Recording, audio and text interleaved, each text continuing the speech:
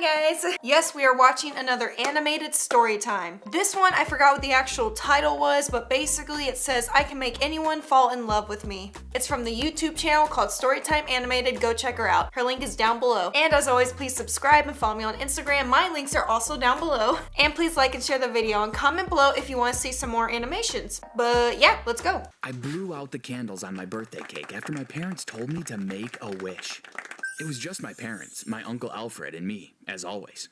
Don't think it was a sad birthday party for me. It was all I had ever known. So I was as happy as I could be. "What did you wish for, champ?" asked my dad while cutting the cake for all of us. That cake looked good. I wished I could go to school, I said. I didn't mean to make them feel bad, and I was happily surprised when my mom grinned and nodded at my uncle. Please, take a second to hit that like and subscribe button. You can also ring the notifications bell so you know when a new crazy story is out. "What are you so smiley about, Mom?" I asked her. "Elias." Moms always give that look when you're about to open a present that they swore they would never get you. They're just like, yeah, you don't even know. "Why don't you open up your uncle's gift?" she asked me in return. My Uncle Alf placed a rectangular box in front of me. It was pretty small. I undid the bow and opened it to find a pair of glasses. Harry Potter I looked glasses? back and forth between my parents and my uncle. "My eyes are fine. Why should I wear glasses?" I asked them. My uncle took the glasses from me and showed them to me from every angle. "I designed these puppies a while ago, Eli. They filter it out," he said. It took me a second to catch what he meant. They could fix my eyes? You see, I was born with a rare condition, or Explain. curse as I like to call it, because it had caused me nothing but trouble and hardship. My parents told me that when I was born, the doctor who delivered me cried harder than I did the first time because she couldn't bear to see me cry. They say she wouldn't let go of me, saying I was hers. My dad finally got a hold of me and gave me back to my mom. Someone came to get the doctor out of the room, but when the nurses came to check on me, they all had the same reaction as the doctor. They tried to snatch me out of my mom's arms. Are you a witch? My parents had to fight people off just to take me home. Anyone who looked into my eyes, they became obsessed. My parents soon realized it wasn't safe for me to be seen. I've never experienced it myself because the only people I've met face to face are relatives, and it doesn't work on them. I've simply always trusted my parents when they say I can't go outside. "You mean I can finally?" I asked in disbelief. "If they work, you can go to school," said my dad, squeezing my shoulder. I had wanted this forever. I had never been to school or to a party or... I can't imagine what it's like to be homeschooled. I wanted to do homeschool, but my parents said no.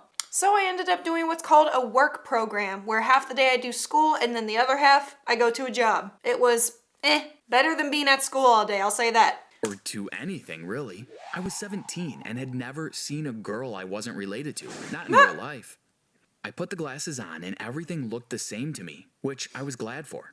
I was kind of scared they would distort my vision. "We have to try them out. It's the only way to know if they work," said my uncle. I was so nervous. I was shaking. It was cold and dark outside because my uncle said it was better to try them out at night just in case they didn't work, so less people would see my eyes. My mom looked worried, but my dad threw an arm over her shoulders and calmed her down. "We'll be back soon," said my Uncle Alf. He put a hand on my shoulder and we walked out onto the street. We walked a couple blocks. We saw a few people and they didn't have any reaction to seeing my eyes with glasses on. But my uncle said we should try in better lighting. We saw a corner store and walked there.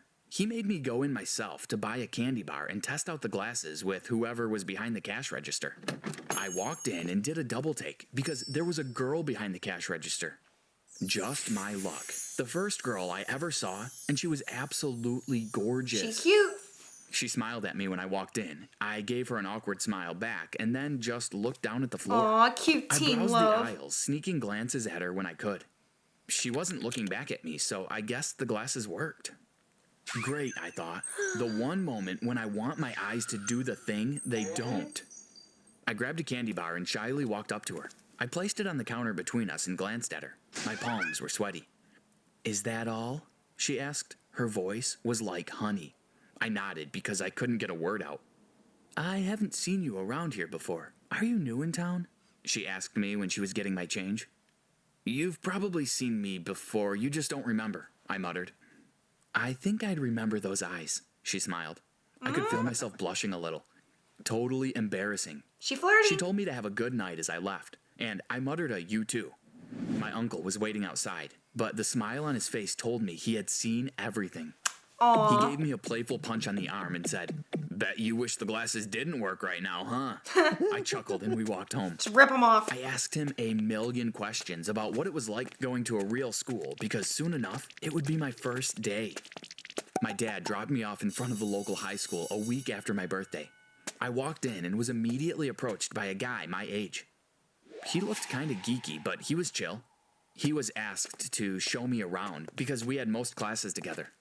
He showed me all the important places, told me certain things about certain people, and told me which teachers not to mess with. Made a good It was all friend. intimidating, but at the same time, I was incredibly hyped to be there. The guy's name was Josh, and I spent most of the day following him around. When we went to the cafeteria for lunch, school got even better.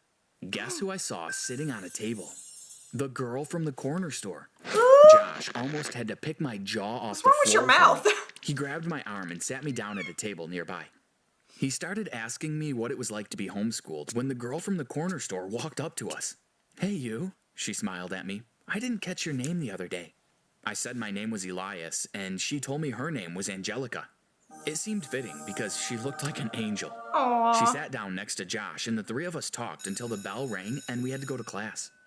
A few months passed, and I became really good friends with Angelica, but I wanted more. She got me a job at the corner store so we could hang out while I stocked shelves and she did inventory while sitting at the counter.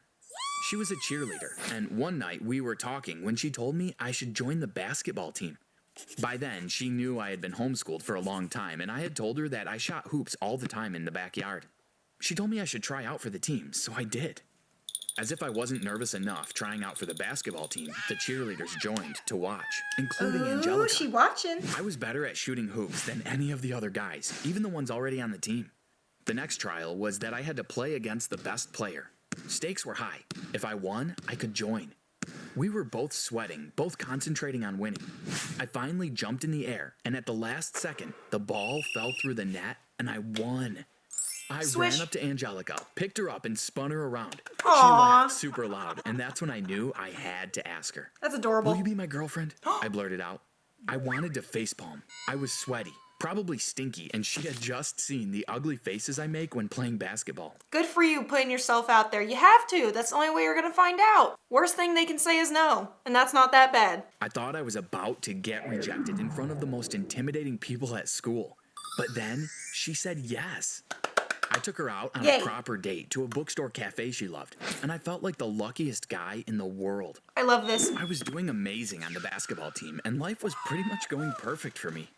My parents were incredibly happy that I was finally able to have a normal life, and they were proud that I was doing so well in every aspect of school.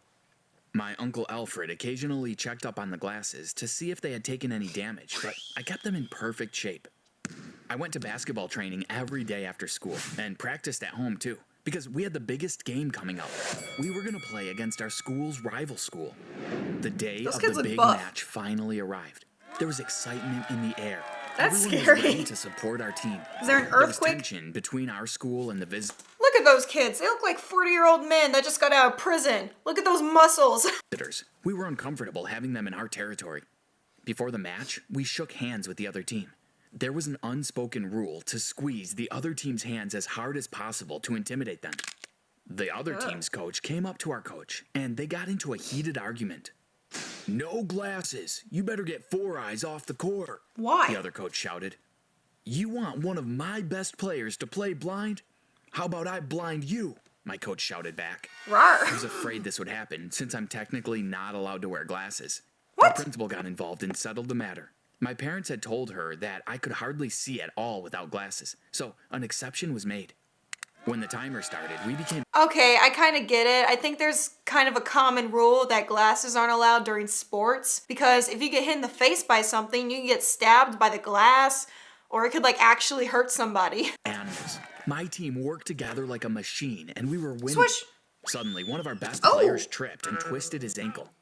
It all seemed lost, but we managed. I was running towards a teammate, shouting I was open, when I saw some jerk from the other school flirting with Angelica. She looked uncomfortable, Don't get trying to distracted. get away.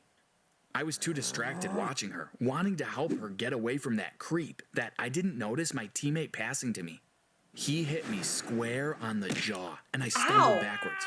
I felt my glasses fall off. No, his I glasses! shut my eyes fast enough for no one to see and kneeled down to look for them, still with my eyes shut. I could hear everyone else around me still moving, and then I heard glass shatter. Really? People noticed I was on the floor, so someone pulled me up. They kept shouting at me to just open my eyes, but I shouted back that I couldn't. I just couldn't. Then I felt someone shove me full force, and I fell backwards onto the floor, opening my eyes. Time I out! looked around, and everyone went quiet. Uh-oh, I muttered. Crap. I watched everyone's eyes go pink and red for a second. Then they returned to normal. But they all looked like beasts. The heck? They stormed towards me, almost tearing each other to shreds to get at me. Get away! I ran out of there as quick as I could, but they grabbed hold of my basketball jersey. Don't rip my I shirt. managed to make it through the doors, but they ripped part of my jersey off. I didn't have a way to get home besides on foot, so I had to run. I heard the entirety of my school and half the other school running behind me, but I didn't stop. Dang. My eyes were open all the way home, so soon Run, enough, Forrest, I had run! this violent mob of people, almost the entire town, running full speed behind me, pushing each other down to get at me. I lost them for a second by cutting through a forest and making it home. When I ran in, my parents were alarmed. I told them everything that happened, and they ran to lock the doors. My dad called my uncle, and he said he'd be home soon. I ran upstairs with my mom and threw as many clothes as I could into a travel bag. "How long will I have to leave for?" I asked her. "I don't know, darling," my mom said, sniffing and caressing my cheek. We heard honking downstairs, so I ran down and into my uncle's car. I saw the mob of people approaching quickly. Y'all are crazy. Drive! I shouted at my uncle. When we sped off, I nearly pulled my hair out in frustration. My uncle was blabbing on and on about trying to make contact lenses next time, but I wasn't listening. The amazing life I had slipped through my fingers in mere seconds. What happened to Angelica? Would I ever see her again? It's been months. My uncle still hasn't developed the technology I need. I miss Angelica every single day, but there's no hope. Everyone in that town is still looking for me. I have to stay hidden. Well, dang, that sucks. He had to leave his whole life behind, his girl. He just ditched her, went straight to the Bahamas, even though she told him she wanted to go there for the holidays. He just went without her. Poor Angelica. Anyways, that was the animated story time. This dude can make anyone fall in love with him just by looking at them. I want that superpower. Again, please subscribe and follow me on Instagram. Links are all down below. And please like and share the video if you want to see some more animations. And that's it, so I will see you weird people next time.